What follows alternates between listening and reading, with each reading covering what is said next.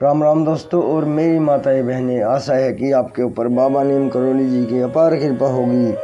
आपके घर परिवार में सभी कुशल मंगल होंगे, यही मैं बारंबार प्रार्थना करता हूँ। ये विनती करता हूँ मेरे बाबा नीम करोली जी से और सभी देवी देवताओं से, आपके घर परिवार में सभी सकुशल हो, सभी के ऊपर अपनी कृपा बनाए मेरे महाप्रभु बाबा नीम करोली। जय राम जी की जय, बाबा नीम करोली महाराज की जय, हनुमान बजरंगी बली।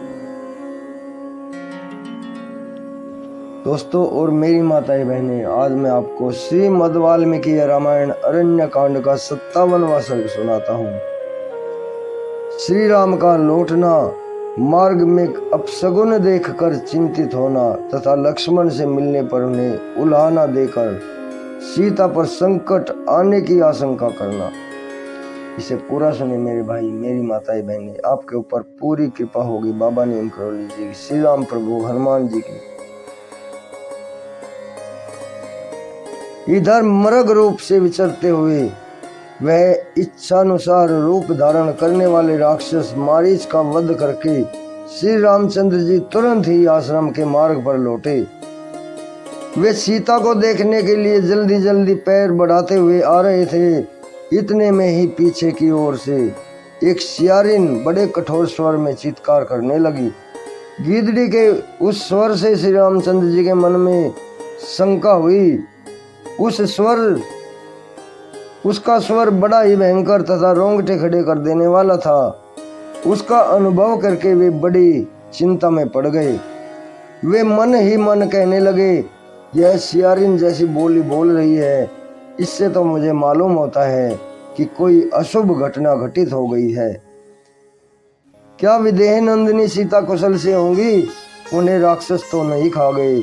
मृग रूपधारी मारीच ने जानबूझकर मेरे स्वर का अनुसरण करते हुए जो आर्त पुकार की थी, वह इसलिए कि शायद इसे लक्ष्मण सुन सके। सुमित्रा नंदन लक्ष्मण वह स्वर सुनते ही सीता के ही भेजने पर सुमित्रा कुमार लक्ष्मण वह स्वर सुनते ही सीता के ही भेजने पर उसे अकेली छोड़कर तुरंत मेरे पास यहाँ पहुंचने के लिए चल दिए होंगे। राक्षस लोग तो सबके सब मिलकर सीता का वध अवश्य कर देना चाहते हैं। इसी उद्देश्य से यह मारीच राक्षस सोने का मृग बनकर मुझे आश्रम से दूर हटा ले आया था और मेरे बाणों से आहत हो जाने पर जो उसने आर्त पुकार करते हुए कहा था कि हा लक्ष्मण, मैं मारा गया, इसमें भी उसका वही उद्देश्य छिपा है। वन में हम दोनों भाइयों के आश्रम से अलग हो जाने का क्या सीता वहां सकुशल रह सकेंगी? जन स्थान में जो राक्षसों का संहार हुआ था, उसके कारण सारे राक्षस मुझसे वैर बांधे हुए हैं। आज बहुत से भयंकर अपशगुन दिखाई दे रहे हैं। सियारिन की बोली सुनकर इस प्रकार चिंता करते हुए मन को वश में रखने वाले श्री राम तुरंत लौटकर आश्रम की ओर जल्दी जल्दी चल दिए। मृग रूपधारी राक्षस के द्वारा अपने आश्रम से दूर हटाने पर घटना पर विचार करते हुए श्री रघुनाथ जी संकित हृदय से जन स्थान को आए। उनका मन बहुत दुखी था, वे दीन हो रहे थे। उनकी अवस्था में वन के मृग और पक्षी उन्हें बाएं रखते हुए निकल रहे थे। उसी अवस्था में वन के मृग और पक्षी उन्हें बाएं रखते हुए वहां आए और भयंकर स्वर में अपनी बोली बोलने लगे। उन महाभयंकर अपशगुनों को देखकर श्री रामचंद्र जी तुरंत ही बड़े वेग से अपने आश्रम की ओर लौटे। इतने में ही उन्हें लक्ष्मण आते हुए दिखाई दिए। उनकी कांति फीकी पड़ गई थी। थोड़ी ही देर में निकट आकर लक्ष्मण श्री रामचंद्र जी से मिले। दुख और विषाद में डूबे लक्ष्मण ने दुखी विषादग्रस्त श्री रामचंद्र जी से भेंट की। उस समय राक्षसों से सेवित निर्जन वन में सीता को अकेली छोड़कर आए हुए लक्ष्मण को देखकर भाई श्री राम ने उसकी निंदा की। लक्ष्मण का बायां हाथ पकड़कर रघुनंदन आर्त हो गए, दुखी हो गए और पहले कठोर तथा अंत में मधुर वाणी में इस प्रकार बोले, अहो लक्ष्मण, यह तुमने बहुत बुरा किया जो सीता को अकेली छोड़कर यहाँ चले आए। क्या वहाँ सीता सकुशल होगी?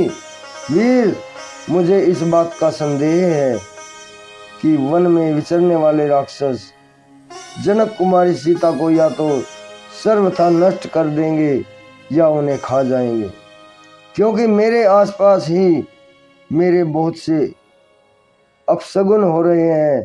पुरुष सिंह लक्ष्मण, हम लोग जीती जागती हुई जनक दुलारी सीता को पूर्णतः स्वस्थ एवं सकुशल पा सकेंगे।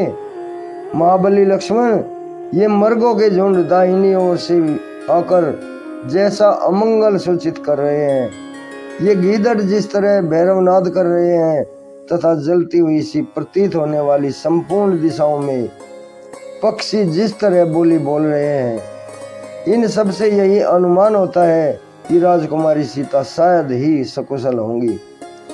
यह राक्षस मृग के समान रूप धारण करके मुझे लुभाकर दूर चला आया था। महान परिश्रम करके जब मैंने इसे मारा तब यह मरते ही राक्षस हो गया। लक्ष्मण, अतः मेरा मन अत्यंत दीन और अप्रसन्न हो रहा है। मेरी बाईं आंख फड़क रही है। इससे जान पड़ता है निसंदेह आश्रम पर सीता नहीं है। उसे कोई हर ले गया, वह मारी गई अथवा किसी राक्षस के साथ मार्ग में ही होंगी। इस प्रकार श्री वाल्मीकि निर्मित आस रामायण आदि काव्य के अरण्य कांड में 57वां सर्ग पूर्ण हुआ। श्री राम। जय बाबा नीम करोली महाराज जी की। सबके ऊपर कृपा करो मेरे महाप्रभु, सबके कष्ट हरो मेरे बाबा। दोस्तों और मेरी माताएं बहनें, 57वां सर्ग पूर्ण हुआ है। कल मैं आपको 58वां सर्ग सुनाऊंगा।